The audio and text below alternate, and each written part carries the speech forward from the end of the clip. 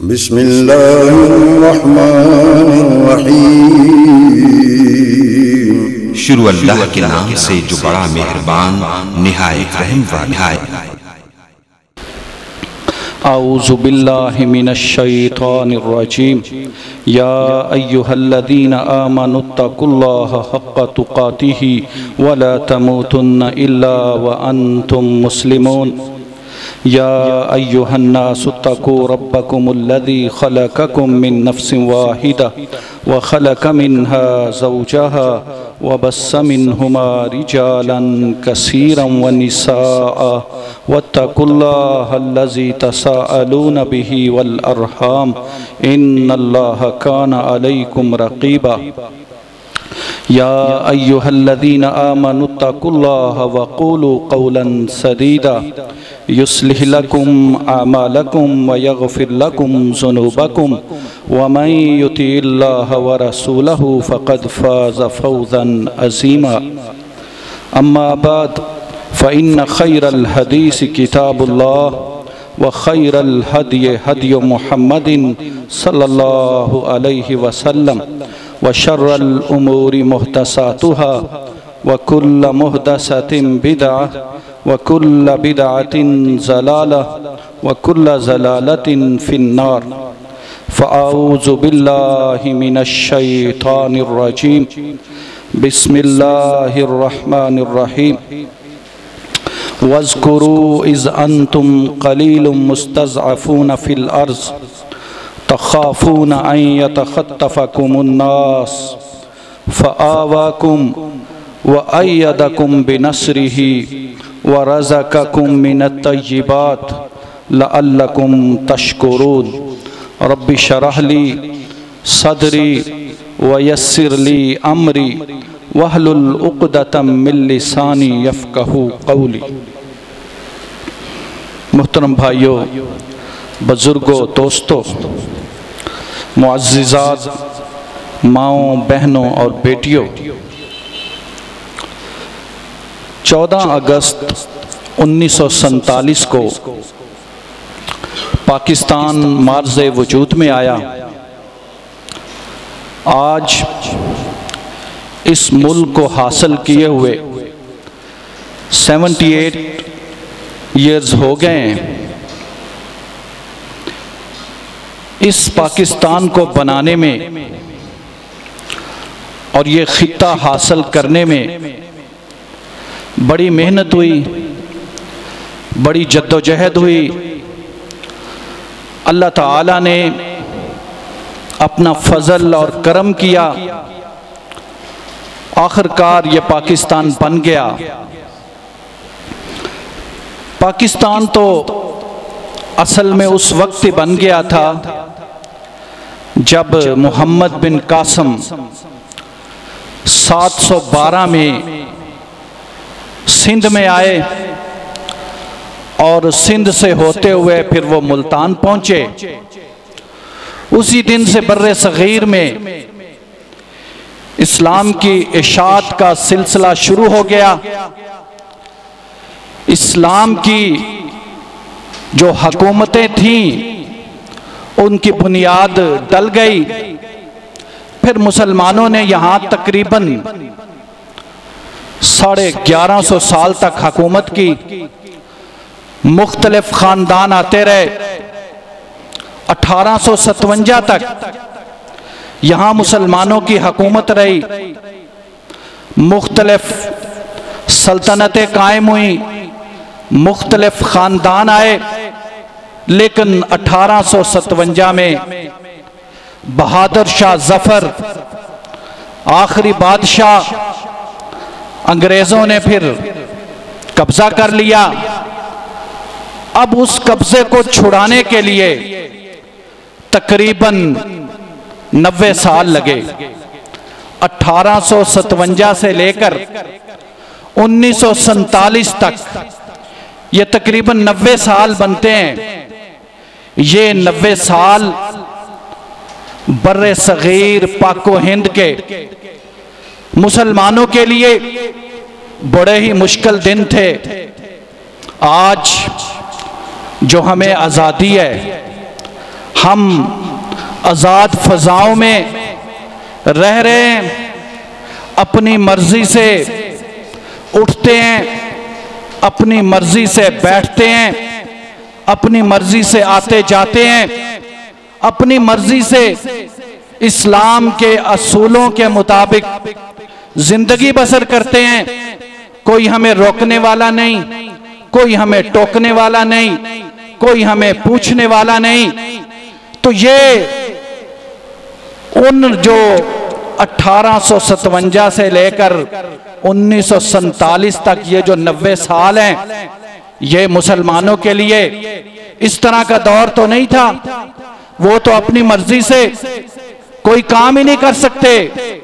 बल्कि मैं ये बात कहूं तो सच होगी कि आज जो हिंदुस्तान में मुसलमान रह रहे हैं, वो हैं तो मुसलमान, उनको भी वो आज़ादी हासिल नहीं है जो हमें यहाँ आज़ादी हासिल है। तो आज अगर उन्हें वो आज़ादी हासिल नहीं है, तो जब अंग्रेजों का यहाँ कब्जा था और हिंदू भी अंग्रेजों के साथ मिले हुए थे, तो कैसे आज़ादी नसीब हो सकती है? तो फिर उस वक्त बर्रे सगीर पाको हिंद के मुसलमानों ने बड़ी जद्दोजहद की। उन्हें ये शुरू में तो एहसास ही नहीं हुआ था, क्योंकि आपको पता है हिंदू जो है वो बड़ी मक्कार कौम है, झूठी कौम है, दगाबाज कौम है, 2 नंबर कौम है।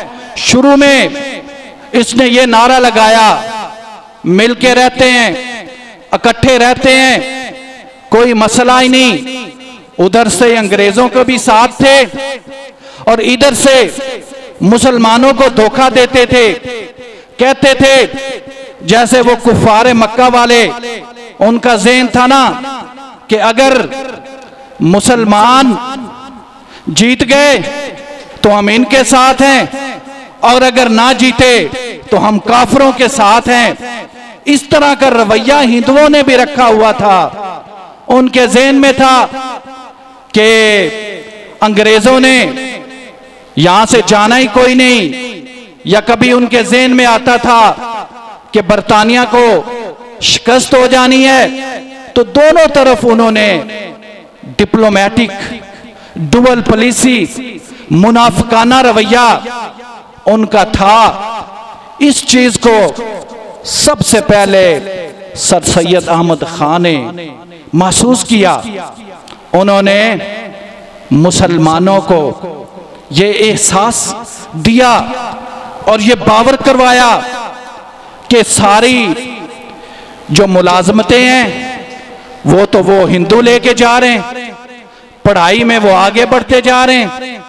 उन्होंने स्कूल बनाया, उन्होंने कॉलेज बनाया, उन्होंने यूनिवर्सिटी बनाई। मुसलमानों को ये उनकी तरबियत की, उन्हें समझाया अंग्रेजी तालीम हासिल करो, आगे पढ़ो, दुनिया के जो उलूम हैं वो तुम्हें आने चाहिए। फिर आहिस्ता आहिस्ता सारे लोग इस तरफ आना शुरू हो गए।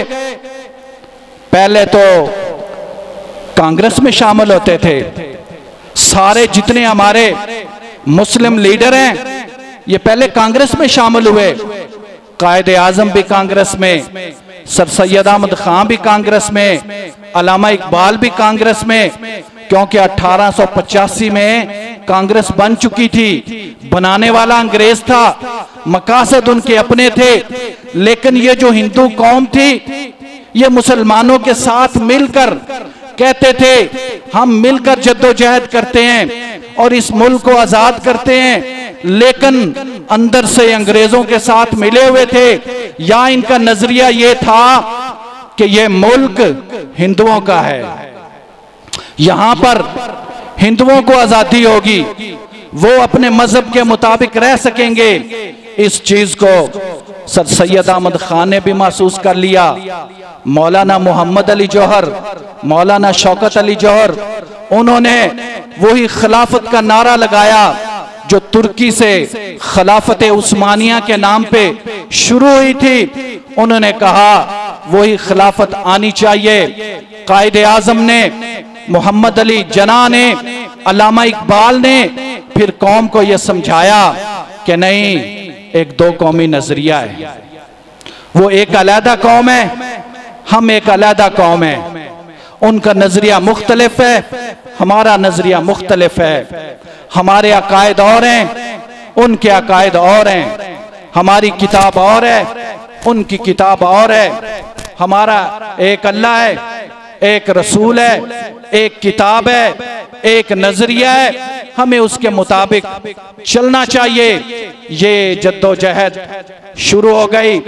अल्लामा इकबाल ने 1930 में एक नजरिया पेश किया कि ये इलाके हैं, वहां पर मुसलमानों की हुकूमत होनी चाहिए।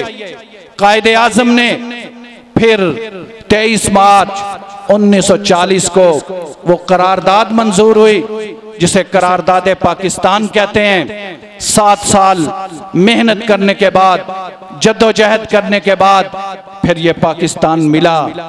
लेकिन इसको हासिल करने के लिए बड़ी कुर्बानियां दी गई। मेरा आज ये मौजू नहीं, इस पे फिर कभी बात करेंगे।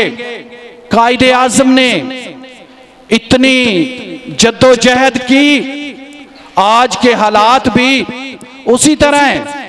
कायदे आजम को आखिरकार जब आपने बहुत ज्यादा मेहनत की ना और चलते रहे मुस्तकिल मजाजी से, तो आखिरकार वो ये मजबूर हो गए। जो आखिरी वायसराय था, उसने महात्मा गांधी ने उस वायसराय को ये तजवीज पेश की कि हिंदुस्तान को तकसीम ना होने दिया जाए, इसे मुत्तहिद रखा जाए, मुत्तहिदा हिंदुस्तान रहने दिया जाए और उसका वजीर आजम कायदे आजम को बना दिया जाए।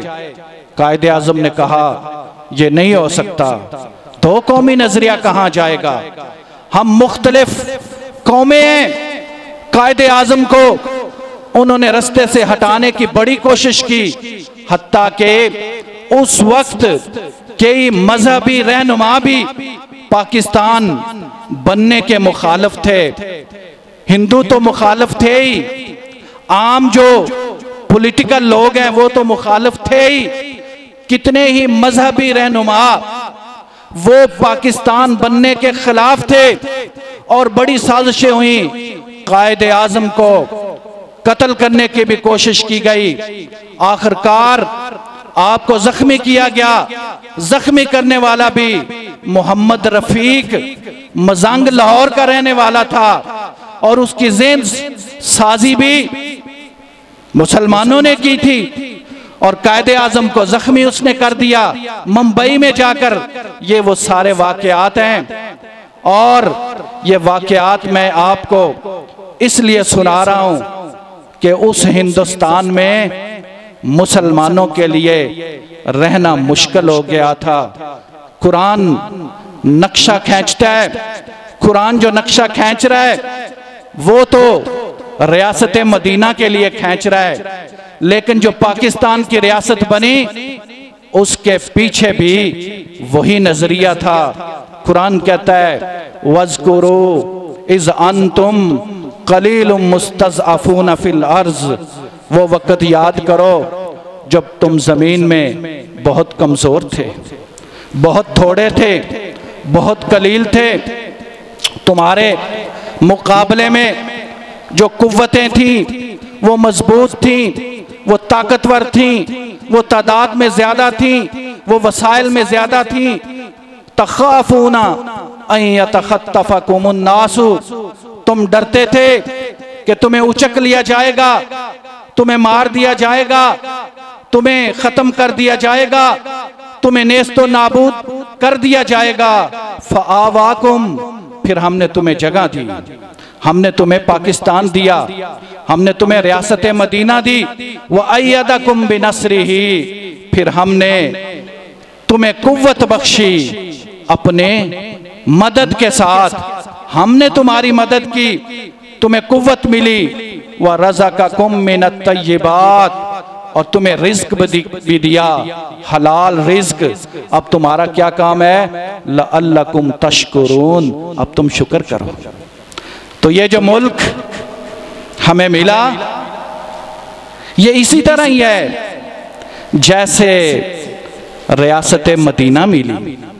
नबी करीम सल्लल्लाहु अलैहि वसल्लम ने भी जब मक्का में दावत का आगाज किया तो लोग तो अपने थे, कबीला था वो कुरैश ही था, कुरैश के लोग वहां पर आबाद थे सारे, कोई किसी कबीले का, कोई किसी कबीले का, क्योंकि कुरैश के 10 कबाइल थे।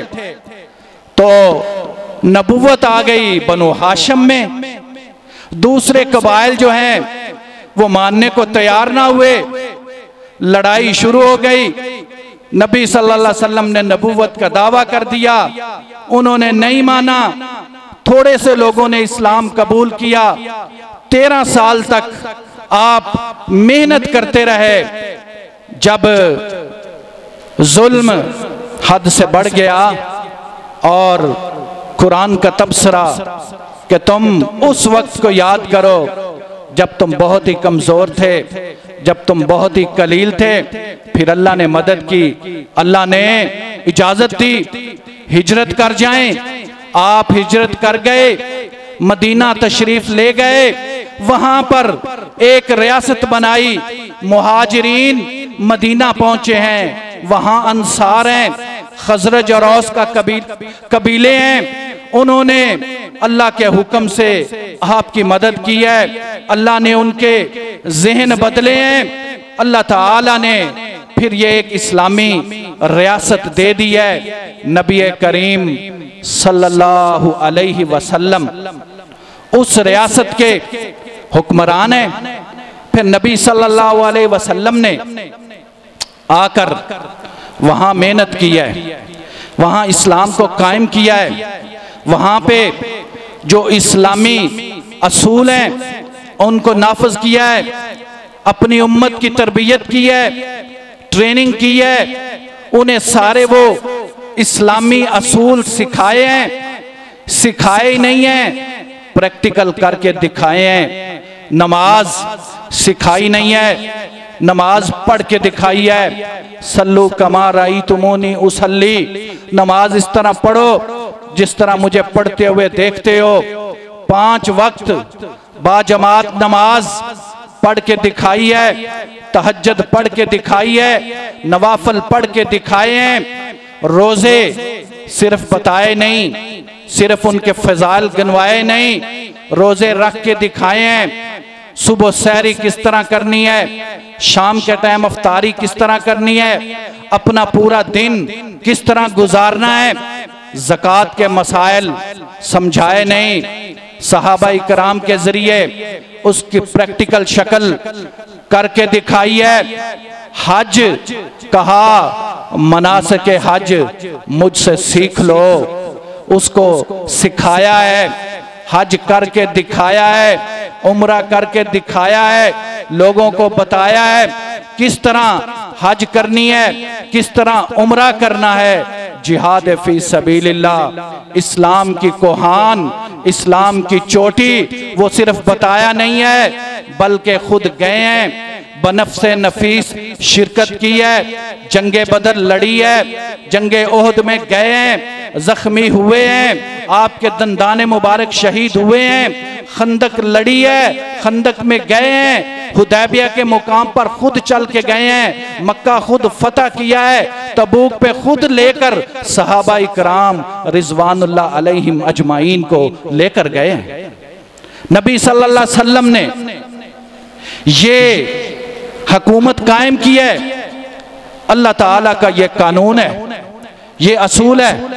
वअदल्लाहु अल्लज़ीना आमनू मिनकुम व अमिलुस सालिहात ला यस्तखलिफन्नहुम फिल अर्ज़ कमा इस्तखलफल्लज़ीना मिन क़ब्लिहिम। यहाँ से हमने अपनी गुफ्तगू शुरू की थी।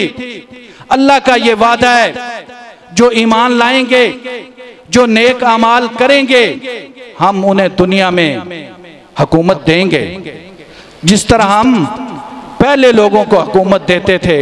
हजरत आदम अलैहिस्सलाम से लेकर नबी मुकर्रम सल्लल्लाहु अलैहि वसल्लम तक जिस तरह नबियों को भी और आम लोगों को भी अल्लाह ताला हुकूमतें देते रहे, हुक्मरान बनाते रहे, अब भी ये हुकूमतें मिलेंगी और हुक्मरान बनाया जाता रहेगा। नबी करीम सल्लल्लाहु अलैहि वसल्लम के बाद खलीफा बने हजरत अबू बकर रजी अल्लाह ताला अन्हो। उनको उम्मत के इज्मा ने खलीफा बनाया। सकीफा बनी सादा में उनकी हजरत उमर रजी अल्लाह ताला अन्हो ने बैत की, फिर मुहाजिरीन ने बैत की, फिर अंसार ने बैत की। वो खलीफा बने, 2 साल तक वो मुसलमानों के खलीफा रहे, अमीरुल मोमिनीन रहे। उनके बाद जब वो इस दुनिया से जाने लगे तो हजरत उमर रजी अल्लाह ताला अन्हो को वो खलीफा बना के गए, क्योंकि उस वक्त उम्मत में सबसे ज्यादा अगर कोई नेक आदमी था, सबसे आला और अफजल था, जिस पे उम्मत सारी मुत्तहिद हो सकती थी, वो हजरत उमर रजी अल्लाह ताला अन्हो की पर्सनैलिटी थी। हजरत उमर रजी अल्लाह ताला अन्हो को शहीद कर दिया गया। जब वो शहीद हुए, जख्मी हुए, आपको खंजर लगा, अबू लोलो फेरोज ने खंजर मारा।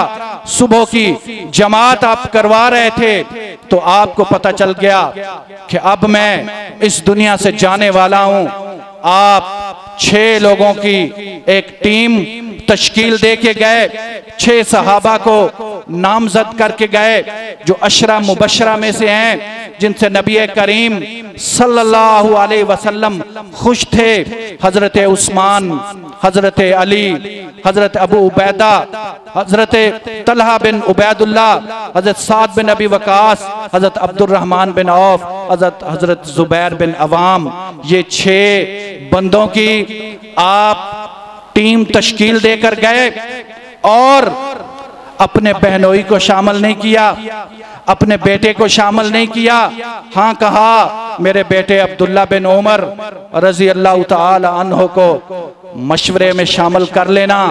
साद बिन अबी वकास को अगर आप खलीफा मुंतखब करना चाहें तो कर सकते हैं, और साथ तलहा अंसारी को और हजरत मिकदाद बिन असवद की ये ड्यूटी लगा के गए कि आपने 3 दिन के अंदर अंदर खलीफा मुंतखब करवाना है। और वो जो जगह है जहां पर ये 6 सहाबा बैठेंगे, मशवरा करेंगे, हजरत तलहा की, हजरत मिकदाद की ड्यूटी लगा के गए। आपने दरवाजे पे बैठना है, सिक्योरिटी गार्ड का काम करना है, किसी को अंदर आने नहीं देना। 3 दिन के अंदर अंदर खलीफे का इंतखाब होना चाहिए। फिर पिछले जुमे में मैंने आपको बताया था कि कैसे वो इंतखाब कर लिया गया। हजरत अब्दुर्रहमान बिन औफ रजी अल्लाह ताला अन्हो, ज़हीन व फतीन सहाबी रसूल, अशरा मुबशरा में से, उन्होंने आखिरकार लोगों के मशवरे से, हर बंदे से आपने मशवरा किया। ये जो 6 लोग थे, इनसे भी, जो 5 बकाया लोग थे, इनसे भी मशवरा किया। जो मुहाजिरीन थे उनसे भी मशवरा किया, जो अंसार थे उनसे भी मशवरा किया। मशवरा करने के बाद आपने ये फैसला किया हजरत उस्मान रजी अल्लाह ताला अन्हो को खलीफा बनाया जाए। खलीफा उनको बना दिया गया। नबी करीम सल्लल्लाहु अलैहि वसल्लम जहां अबू बकरो उमर का नाम लेते थे, वहां से तो ये पता चल जाता था पहले खलीफा अबू बकर होंगे, दूसरे खलीफा उमर होंगे। हजरत उस्मान का भी आप अहादीस में इशारा कर गए थे, क्योंकि एक दफा आप फजर की नमाज के बाद बैठे हुए हैं, आप सहाबा से पूछ रहे हैं किसी को अगर कोई ख्वाब आया तो मुझे सुनाए। एक सहाबी ख्वाब सुनाते हैं, मुझे ख्वाब आया है एक तराजू नाजल हुआ है, उस तराजू के एक पलड़े में नबी करीम सल्लल्लाहु अलैहि वसल्लम में, दूसरे पलड़े में हजरत अबू बकर रजी अल्लाह ताला अन्हु हैं। नबी सल्लल्लाहु अलैहि वसल्लम वाला पलड़ा भारी हो गया। फिर एक पलड़े में अबू बकर हैं, दूसरे पलड़े में उमर हैं। अबू बकर का पलड़ा भारी हो गया। फिर एक पलड़े में उमर हैं, दूसरे में उस्मान है। उमर वाला पलड़ा भारी हो गया। फिर ये तराजू आसमान पर उठा लिया गया। यहां से भी आइडिया हो रहा था तीसरे खलीफा हजरत उस्मान रजी अल्लाह ताला अन्हु होंगे। लेकिन अब्दुर्रहमान बिन औफ ने मशवरे किए हैं, लोगों से मिले हैं, एक लंबी बहस है, इस वक्त टाइम नहीं कि मैं उसमें जाऊं। आखिरकार हजरत उस्मान रजी अल्लाह ताला अन्हु को खलीफा सेलेक्ट कर लिया जाता है। आप खलीफा रहे 12 साल तक। आपकी खिलाफत, आप बनु उमैया के पहले खलीफा थे। हजरत अबू बकर बनु तमीम से थे, हजरत उमर बनु उदई से थे और हजरत उस्मान रजी अल्लाह ताला अन्हु उमैया खानदान से थे, उमवी खानदान से थे। 12 साल तक आप हुक्मरान रहे। लेकिन आपके दौरे हुकूमत में उस तरह की हुकूमत नहीं रही जिस तरह की हुकूमत नबी करीम सल्लल्लाहु अलैहि वसल्लम के दौर में थी, जिस तरह की हुकूमत हजरत अबू बकर के दौर में थी, जिस तरह की हुकूमत हजरत उमर रजी अल्लाह ताला अन्हु के दौर में थी। क्योंकि हजरत उमर रजी अल्लाह ताला अन्हु फितनों के सामने एक दरवाजा थे। नबी करीम सल्लल्लाहु अलैहि वसल्लम खुद पशीन गोई करके गए थे कि उमर फितनों के आगे एक दरवाजा है और इस दरवाजे को तोड़ दिया जाएगा। उनको शहीद जब कर दिया गया तो फितने सामने आ गए। लोग जो हैं हजरत उस्मान रजी अल्लाह ताला अन्हु के खिलाफ हुए। आखिरकार आपको शहीद कर दिया गया। आप अपने घर में मासूर थे, रोजा आपने रखा हुआ था, कुरान मजीद की आप तिलावत कर रहे थे। नबी सल्लल्लाहु अलैहि वसल्लम का आपको ख्वाब में मिलते हैं और नबी सल्लल्लाहु अलैहि वसल्लम आपको कहते हैं उस्मान आज रोजा हमारे साथ इफ्तार करना। उस दिन हजरत उस्मान ने रोजा रखा हुआ था। आप एक कुरान मजीद की तिलावत कर रहे थे। असर के बाद का वक्त है, आपको शहीद कर दिया गया। और जब आपको शहीद कर दिया गया तो जो खून का फव्वारा है वो कुरान के औराक पे पड़ा। फसयक्फिकहुमुल्लाह व हुवस समीउल अलीम। कुरान की ये आयत का जो टुकड़ा है इस पर हजरत उस्मान रजी अल्लाह ताला अन्हु के खून के कतरे गिरे। आपको शहीद कर दिया गया। आप मदीनातुल मुनव्वरा में मौजूद थे, आप वहां के हुक्मरान थे, वहीं पे आपको शहीद किया गया। लेकिन आपने ना ही मदीना छोड़ा और ना ही आपने वहां पर लड़ाई को पसंद किया। आप शहीद हो गए। जब आप शहीद हो गए तो अगला खलीफा किसको बनाया जाए? अब मशवरे शुरू हो गए। हजरत साद बिन अबी वकास उन्होंने अपने आप को सेपरेट कर लिया। हजरत अब्दुर्रहमान बिन औफ वो फौत हो चुके थे। हजरत उस्मान रजी अल्लाह ताला अन्हु शहीद हो गए। बकाया वो 3 लोग बचे थे जो 6 रुकनी कमेटी थी। हजरत तलहा को कहा गया, तलहा बिन उबैदुल्लाह को, वो तलहा बिन उबैदुल्लाह जो ओहद के दिन तीरों को अपने हाथों से रोक रहे थे। तीर आप बताएं कितने तेज होते हैं। हजरत तलहा बिन उबैदुल्लाह तीरों को रोक रहे थे। आपका हाथ तीर खा खा कर उतर चुका था। तलहा बिन उबैदुल्लाह कहते हैं मैं तो हुक्मरान नहीं बनूंगा। हजरत जुबैर बिन अवाम को कहा गया आप हुक्मरान बन जाएं। हजरत जुबैर बिन अवाम ने कहा मैं भी हुक्मरान नहीं बनना चाहता। हालात इतने मुश्किल थे, उम्मत में अफरा तफरी फैल चुकी थी, उम्मत का शेराजा बिखर चुका था, मदीने के हालात बड़े मुश्किल थे। बलवाई वहां मौजूद थे जिन्होंने हजरत उस्मान रजी अल्लाह ताला अन्हु को शहीद किया था। लोग हजरत अली रजी अल्लाह ताला अन्हु के पास आए। आप इसको संभालें, क्योंकि दो ही लोग बचे थे उस वक्त, एक हजरत उस्मान थे और एक आप थे, जिन पर लोग मुत्तफिक हुए थे। हजरत अब्दुर्रहमान बिन औफ के सामने ये दो ही लोग थे, तो हजरत उस्मान तो मुंतखब हो गए, बारी आपकी है, आपको खलीफा बनना पड़ेगा।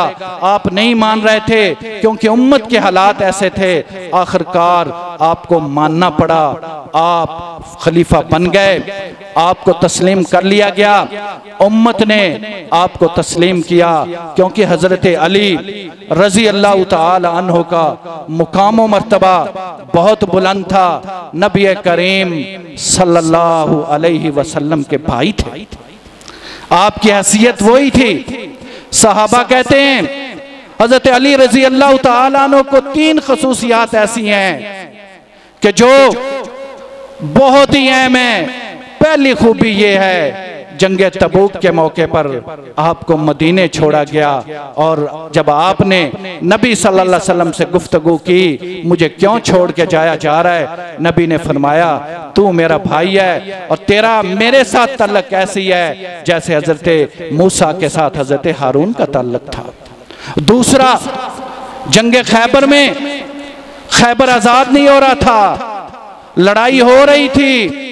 नबी सल्लल्लाहु अलैहि वसल्लम ने फरमाया कल मैं ऐसे आदमी को झंडा दूंगा जो अल्लाह और रसूल से मोहब्बत करता है और अल्लाह और उसके रसूल उससे मोहब्बत करते हैं। हर बंदे की ख्वाहिश थी झंडा मुझे दिया जाए। हजरत उमर रजी अल्लाह ताला अन्हु फरमाते हैं मुझे जिंदगी में कभी ख्वाहिश नहीं हुई कि मुझे अमारत दी जाए, मुझे झंडा दिया जाए, मेरा नाम सामने आए, लेकिन उस दिन मेरी भी ख्वाहिश थी काश ये मुझे झंडा दिया जाए, क्योंकि ये एजाज की बात है, क्योंकि अल्लाह और उसके रसूल से वो आदमी मोहब्बत करता है और अल्लाह और उसके रसूल उस आदमी से मोहब्बत करते हैं। लेकिन नबी करीम सल्लल्लाहु अलैहि वसल्लम ने वो झंडा हजरत अली रजी अल्लाह ताला अन्हु को दिया। और तीसरी आपकी खूबी, जब वो आयत नाज़िल हुई आयत मुबाहला, तो नबी करीम सल्लल्लाहु अलैहि वसल्लम ने चादर मंगवा कर उसमें अली रजी अल्लाह ताला अन्हु को शामिल किया, हजरत फातिमा रजी अल्लाह अन्हा को शामिल किया, हजरत हसन हुसैन को शामिल किया और अपने अहले बैत में इनको शुमार किया। ये खूबियां हैं हजरत अली रजी अल्लाह ताला अन्हु की, लिहाजा आपको उम्मत ने मजबूर किया कि अब आपकी बारी है, आपने खलीफा बनना है, आप ये हालात सही कर सकते हैं। आप खलीफा बन गए, आपकी खिलाफत 6 साल तक कायम रही, आखिरकार आपको भी शहीद कर दिया गया। आपने अपना कैपिटल मदीना से कूफा शिफ्ट कर लिया। पहले जो 3 खुलफा गुजरे हैं उनका कैपिटल मदीनातुल मुनव्वरा है। हजरत अली रजी अल्लाह ताला अन्हु का कैपिटल हुकूमत का वो कूफा मुंतकिल हो चुका है, आप वहां पे मौजूद हैं। कूफा की जो जामिया मस्जिद है वहां पर फजर की नमाज में अब्दुर्रहमान इब्ने मलजम ने आपको शहीद कर दिया गया। जब आप शहीद हो गए उसके बाद खलीफा किसे बनाया जाए, उम्मत का शिराजा बिखरता जा रहा है। वो उम्मत जो बड़ी मुत्तहिद थी नबी सल्लल्लाहु अलैहि वसल्लम के दौर में, फिर अबू बकर के दौर में, फिर उमर के दौर में, उसका शिराजा बिखरता जा रहा है। उस्मान रजी अल्लाह ताला अन्हु का दौर आता है और बिखर गया, हजरत अली रजी अल्लाह ताला अन्हु का दौर आता है और बिखर गया। अब किसको खलीफा बनाया जाए, खलीफा बनाया गया हजरत हसन रजी अल्लाह ताला अन्हु को। ये वो हजरत हसन है नबी करीम सल्लल्लाहु अलैहि वसल्लम को जब ये पैदा हुए, ये 3 हिजरी में पैदा हुए, मदीनातुल मुनव्वरा में जब ये पैदा हुए, नबी सल्लल्लाहु अलैहि वसल्लम को बहुत ज्यादा खुशी हुई। वजह ये थी कि आपकी नस्ल का आगाज हो गया। आप सूरत कौसर की असली तफसीर थे कि अल्लाह ने कहा था आपकी नस्ल तो चलेगी, उनकी नस्ल खत्म हो जाएगी। इन्ना शानिया का हुवल अबतर, उनकी नस्ल खत्म होगी, आपकी नस्ल तो चलेगी। आपकी नस्ल चली, आपकी बेटी हजरत फातिमा से पहला बेटा हुआ हजरत हसन रजी अल्लाह ताला अन्हो। इसीलिए हसन का नाम भी आपने खुद रखा, हसन का अकीका भी आपने खुद किया और हसन को आप बेटा कहकर पुकारते थे। हसन आपका बेटा था और हजरत हसन रजी अल्लाह ताला अन्हो की शक्ल भी बिल्कुल आपकी तरह थी और आप फरमाया करते थे हसन और हुसैन दुनिया के दो फूल हैं। हजरत हसन और हुसैन जन्नत के नौजवानों के सिरदार हैं। आप बड़ा प्यार करते थे। हसन रजी अल्लाह ताला अन्हो से बड़े भाई थे, उनको मुंतखब कर लिया गया, लेकिन शोर इतना था, अफरा तफरी इतनी थी, इंतशार इतना था। हजरत हसन रजी अल्लाह ताला अन्हो ने 6 महीने बाद अपना इक़्तिदार खत्म कर दिया, सुलह कर ली हजरत अमीर मुआविया रजी अल्लाह ताला अन्हो के साथ। और नबी सल्लल्लाहु अलैहि वसल्लम की वो पशीन गोई सच साबित हुई। और आपने फरमाया ये मेरा बेटा जो हसन है ना, ये सिरदार है, ये 2 मुसलमानों की जमातों में सुलह कराएगा। एक जमात बन गई है हजरत अली रजी अल्लाह ताला अन्हु के मानने वालों की, एक जमात बन गई है हजरत अमीर मुआविया को मानने वालों की। 2 जमातें मुसलमानों में बन चुकी हैं। हजरत हसन ये सिरदार है, नबी का बेटा है, नबी का नवासा है, नबी के हम शक्ल है। हजरत हसन ने सुलह की हजरत अमीर मुआविया रजी अल्लाह ताला अन्हो के साथ। हजरत हसन को भी बाद में जहर देकर शहीद कर दिया गया। हजरत अमीर मुआविया रजी अल्लाह ताला अन्हो वो हुक्मरान बन गए हैं। 20 साल पहले वो गवर्नर रह चुके हैं। हजरत उमर रजी अल्लाह ताला अन्हो ने उन्हें शाम का गवर्नर बनाया था। हजरत उस्मान के दौर में भी वो गवर्नर रहे, हजरत अली के दौर में भी वो गवर्नर रहे। 20 साल गवर्नरी का उनका एक्सपीरियंस है।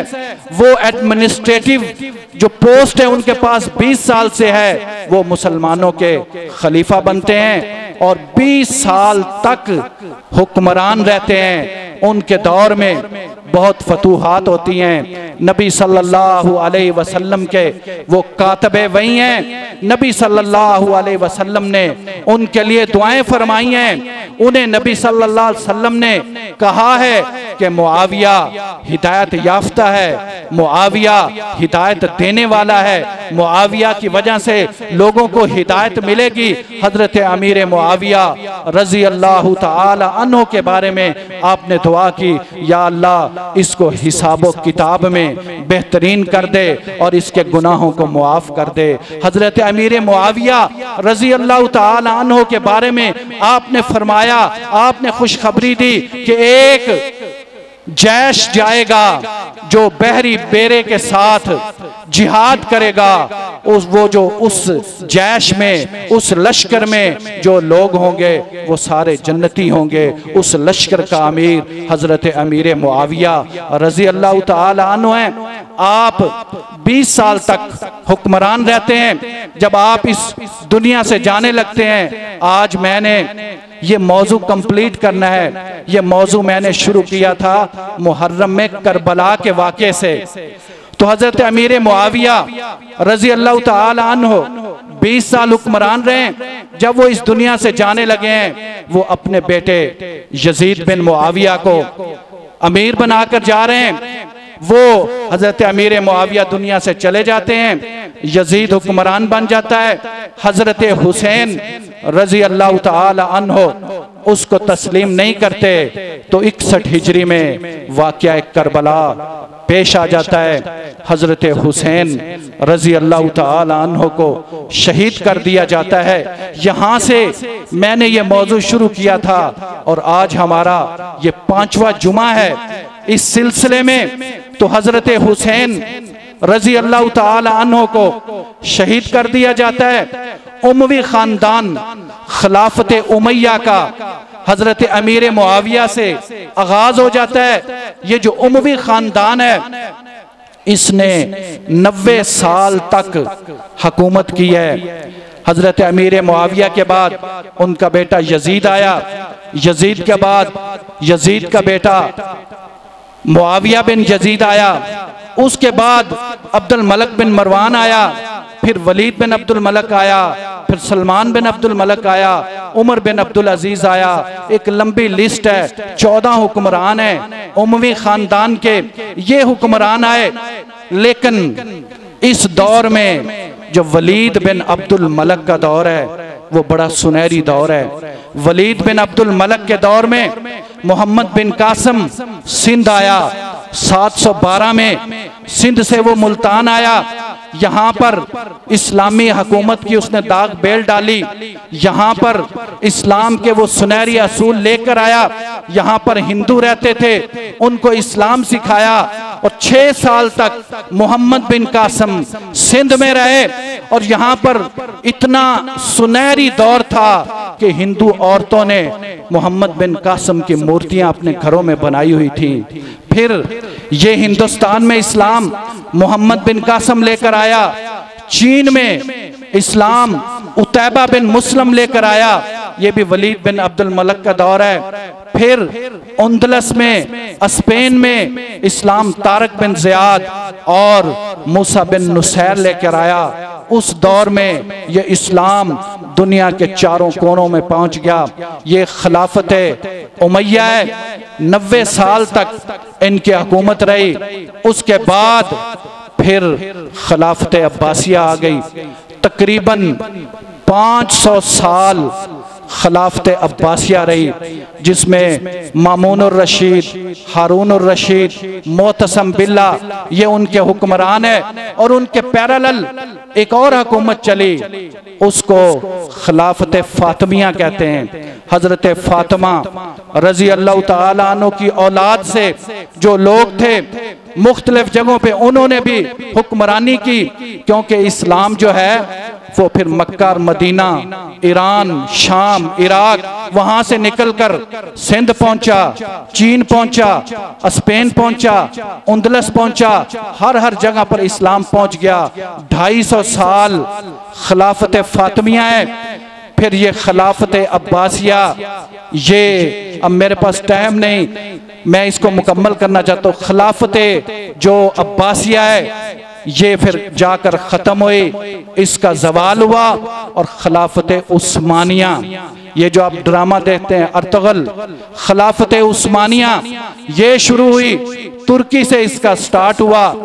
400 साल तक खिलाफत उस्मानिया रही, 1924 तक खिलाफत उस्मानिया रही। फिर ये इस्लाम फैलता रहा हमारे बर्रे सगीर में। ये इस्लाम मोहम्मद बिन कासिम की वजह से आया। 712 में मोहम्मद बिन कासिम आया, उसके बाद गजनवी खानदान आया, उसके बाद सल्तनत दिल्ली आई, महमूद गजनवी आए और शहाबुद्दीन गौरी खानदान आया। और आखिर में जो खानदान आया वो मुगलिया सल्तनत है। ज़हीरुद्दीन बाबर, अकबर, हुमायूं, जहांगीर और उनका आखिरी बादशाह बहादुर शाह जफर। 1857 की जंगे आज़ादी, 1857 की जंगे आज़ादी में ये हार गए। वो जो मुगलिया सल्तनत है वो ख़त्म हो गई। 712 से लेकर 1857 1150 साल मुसलमान हुक्मरान रहे। और 1857 से जो अगला दौर है जिसका आगाज मैंने जुमे के शुरू से किया कि 1857 से लेकर 1947 तक ये 90 साल हैं। इन 90 सालों में फिर बर्रे सगीर पाको हिंद के मुसलमानों ने बड़ी मेहनत की, बड़ी हिम्मत की, बड़ी कोशिश की। सर सैयद अहमद खान ने कौम को बेदार किया, कौम को कहा अंग्रेजी तालीम हासिल करो, स्कूल बनाया, कॉलेज बनाए, यूनिवर्सिटी बनाई। अल्लामा इकबाल ने अपने शेरों के जरिए लोगों को उभारा। मौलाना शौकत अली, मौलाना मोहम्मद अली, उन्होंने कहा वही खिलाफत उस्मानिया आनी चाहिए। कायद आजम ने लोगों को कहा कि दो कौमी नजरिया, हम एक कौम है, हिंदू एक अलहदा कौम है। हम इकट्ठे नहीं रह सकते। करारदाद पाकिस्तान पेश हुई 23 मार्च 1940 को और आखिरकार 14 अगस्त 1947 को पाकिस्तान मर्ज़ वजूद में आ गया। आज जिस पाकिस्तान में आप बैठे हैं, आज के जुमे का ये मैसेज सुनते जाएं। मैंने आपको मुसलमानों की सारी तारीख बता दी है। नबी करीम सल्लल्लाहु अलैहि वसल्लम जो मक्का से निकले थे, मदीने आए थे, कुरान जिसका तज़किरा कर रहा है, वज़कुरू इज़ अंतुम क़लीलुम मुस्तज़अफ़ून फ़िल अर्ज़ तख़ाफ़ूना अन यतख़त्तफ़कुमुन नासु फ़आवाकुम व अय्यदकुम बिनस्रिही व रज़क़कुम मिनत तय्यिबाति लअल्लकुम तशकुरून। तुम कमज़ोर थे, तादाद में कम थे, तुम्हें तो ये डर लगा रहता था लोग तुम्हें उचक जाएंगे। अल्लाह ने तुम्हारी मदद की, अल्लाह ने तुम्हें जगह दी, अल्लाह ने तुम्हें रिज़्क़ दिया। अब तुम्हारा क्या काम है? लअल्लकुम तशकुरून। अल्लाह ने यह हमें मुल्क दिया है, अब इसकी हमने हिफाजत करनी है। अब हमने यहाँ रहकर इस्लाम के असूलों के मुताबिक जिंदगी बसर करनी है। अब हमने यहाँ पर रहकर इत्तेहाद कायम करना है, इत्तेफाक कायम करना है। हमने अपने मुसलमान भाइयों का ख्याल रखना है, एक दूसरे का साथ देना है। मुसलमान की जो तारीफ है उसके मुताबिक जिंदगी गुजारनी है। ये दो कौमी नजरिए का सबक है, ये दो कौमी नजरिए की असल रूह है। और अगर हम ये नहीं करेंगे तो फिर क्या फायदा ये मुल्क हासिल करने का, क्या फायदा इतनी कुर्बानियां देने का, क्या फायदा सुहागनों ने जो इतने सुहाग लुटवाए। और जब पाकिस्तान बना तो जो लाखों लोग शहीद हुए, वो कुर्बानियां देने का क्या फायदा। वो जो कुर्बानियां दी गई वो आज हमसे ये तकाजा करता है कि ऐ लोगों, इस मुल्क को संभाल के रखना, इसकी हिफाजत करना, इसके लिए कुर्बानियां देते रहना, क्योंकि इसको हासिल करने के लिए बहुत ज्यादा कुर्बानियां दी गई हैं। व आखिर दावाना अनिल हम्दुलिल्लाहि रब्बिल आलमीन।